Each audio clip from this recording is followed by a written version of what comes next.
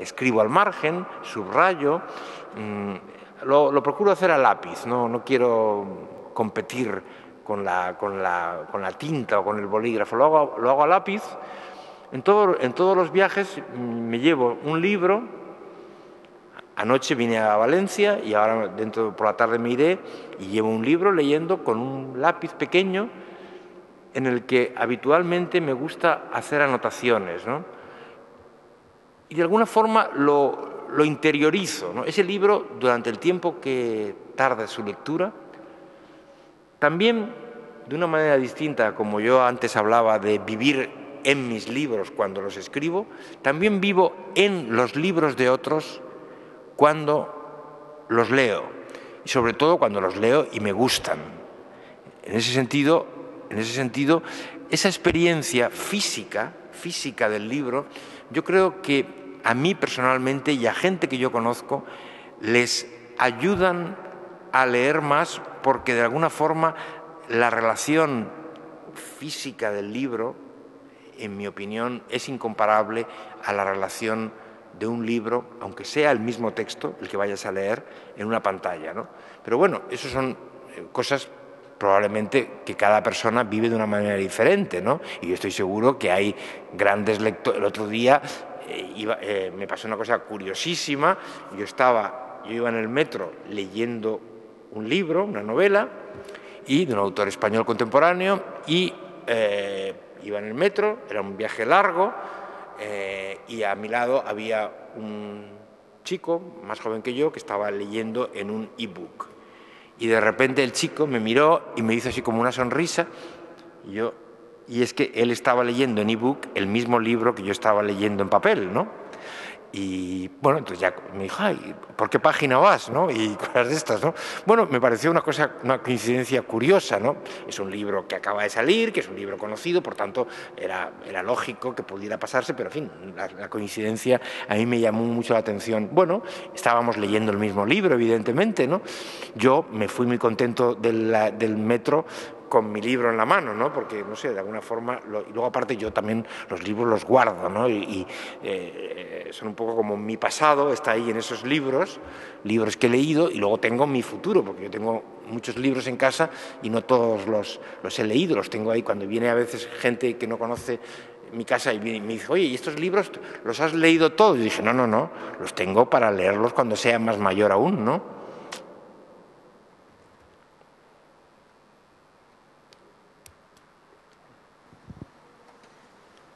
¿Se puede saber qué libro era?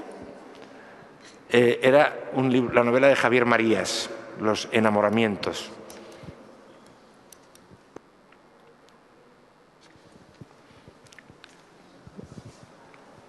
Buenos días, soy Rafa y soy profesor de Geografía e Historia. Quisiera compartir algunas reflexiones y al final una pregunta que me gustaría que usted respondiera. Bueno, hablando de cómics, yo recuerdo con mucho cariño bueno, pues ir al kiosco y mi padre comprarme los primeros tebeos. Incluso el primer cachirulo lo hice con papel de aquellos tebeos, con lo cual había doble aprovechamiento del tema, ¿no? He llegado a la literatura de la mano de los tebeos y de los cómics. Todavía recuerdo cómo me reía carcajadas con 17, 18 años leyendo Mortadelo y Filemón, por aquella crítica social que se hacía habitualmente, ¿no? Por una parte. Por otra parte, comparto con usted el tema de esa elección personal del libro. Es decir, tirarme 2 horas en una librería cuando estaba destinado en una plaza lejos de Valencia, y la única compañía que tenía durante la semana pues era una revista que me compraba semanal, y era un libro que yo elegía para los próximos 15 días, y el cual me dedicaba simplemente a repartirlo adecuadamente para que me durara esos 15 días. Y esas 2 horas de selección del libro, buscando otro, este no me gusta, leyendo las 3 primeras páginas, me engancha o no me engancha, era determinante. Pero la pregunta que yo quería hacerle va relacionada con mi asignatura. Y es que cuando yo explico en clase, bueno, por la relación entre la cultura y la historia, las ideologías y el papel de los literatos, ahora estamos hablando, por ejemplo, de la generación del 98, de la generación del 27... Esa relación que existe entre los intelectuales, los escritores y la historia del país, que se refleja, bueno, pues de alguna manera en que estas personas se implican en esa historia y de alguna manera están presentes en ella. ¿Usted cree que actualmente tenemos una literatura relacionada con la vida que tenemos actualmente? Hay unos escritores que de alguna manera hablan sobre el país, toman postura, se comprometen o se relacionan con los acontecimientos que tenemos actualmente. ¿Usted ve presente esa relación entre literatura y sociedad, economía, historia actual? Ya, bueno, en primer lugar, bueno, yo naturalmente también he leído muchos cómics en mi vida, ¿no? No he sido en ese sentido un niño. A los 8 años no leía a los filósofos griegos ni a Kierkegaard, leía tebeos, ¿no? Lo que pasa es que en un momento dado dejé el tebeo, ¿no?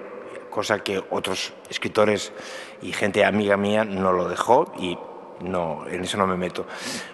Respecto a lo último, sí, bueno, dos cosas, ¿no? Por un lado, yo diría que el escritor hoy,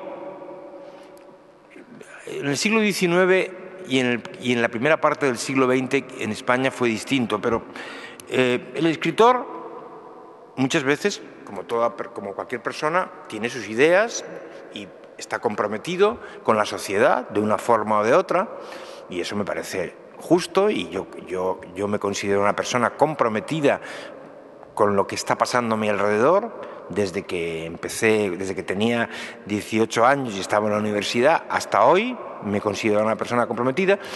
No siempre me ha parecido necesario, ni mucho menos obligatorio, que el escritor, en lo que escribe de ficción, es decir, en sus novelas, tenga que hacer exhibición o manifestación de sus ideas sociales o políticas. No creo que sea obligatorio.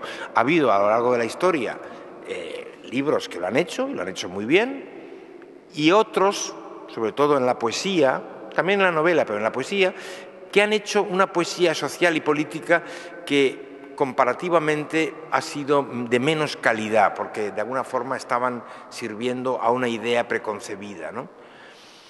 Yo, personalmente, los escritores que más me gustan son aquellos escritores que han hablado de una manera más amplia, por así decirlo, y más poética, por decirlo de otra manera, sobre los hombres, sobre las guerras, sobre el dinero, sobre el amor, sobre los temas que nos interesan a todos, ¿no?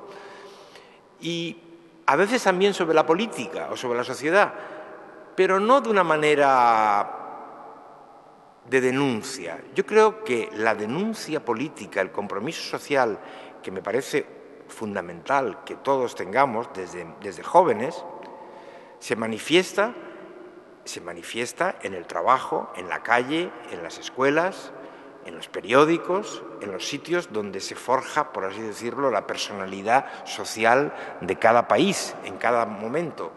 La literatura puede reflejar eso y, de hecho, yo diría, contestando ya más concretamente a lo que usted decía, que en este momento, además, en la literatura española se vive una situación en la que hay novelas, si se me permite decirlo, yo mismo en la novela El Abrecartas hablo de... Es una novela, no es un libro de historia, ni es un libro de ensayo, pero es una novela en la que pasan 70 años de la historia de España a través de unos personajes que son víctimas de la complicada historia que España tuvo desde los años 30 hasta los años 80, más o menos, y esa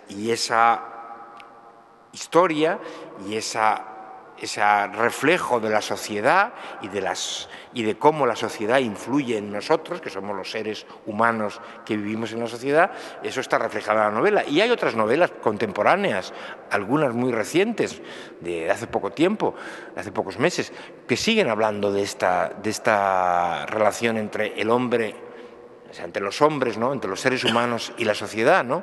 Ahora, yo no creo que obligatoriamente el escritor, cuando hace una obra de ficción, tenga que verse obligado a hablar de lo que piensa como ciudadano.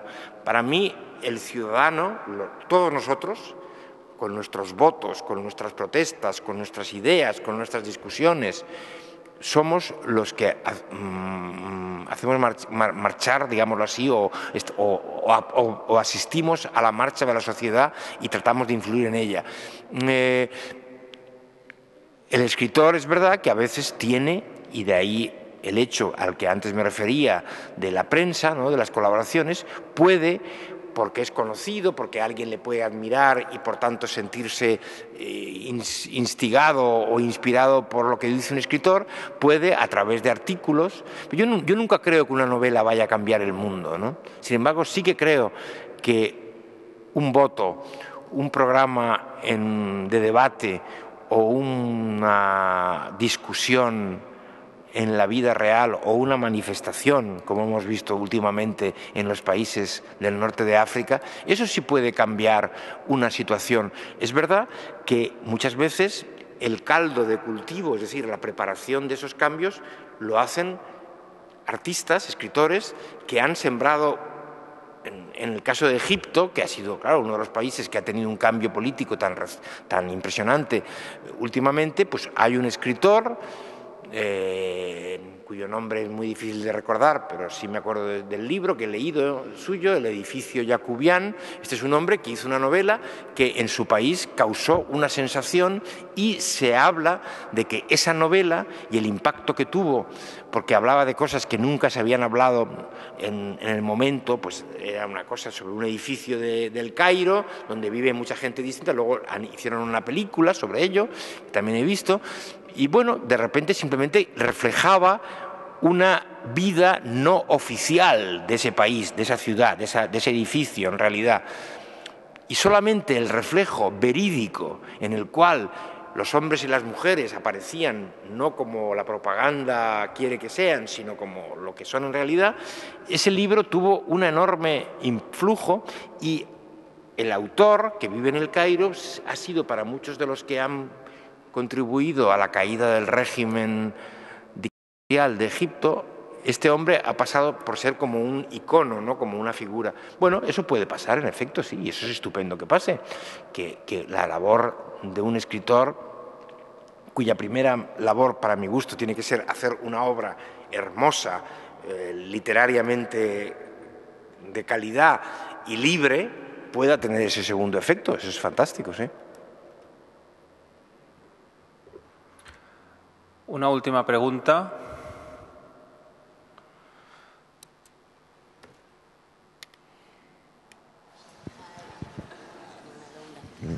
Yo, la verdad es que no pretendía hacer ninguna pregunta. Me impresiona esa labor polifacética a lo largo de toda la vida que ha ido usted desarrollando. Y lo único que quiero decirle es que yo una vez estaba en una librería, no sabía qué comprar, y estaba nuevo, impoluto, con olor a papel recién hecho, el abrecartas.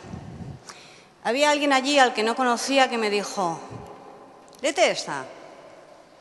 Me llamó la atención que alguien que no me conocía de nada y me había visto buscar me dijera que me la leyera. Bueno, es uno de mis libros preferidos y todavía no he leído Con tal de no morir, pero me lo he comprado porque el abrecartas es uno de mis libros preferidos.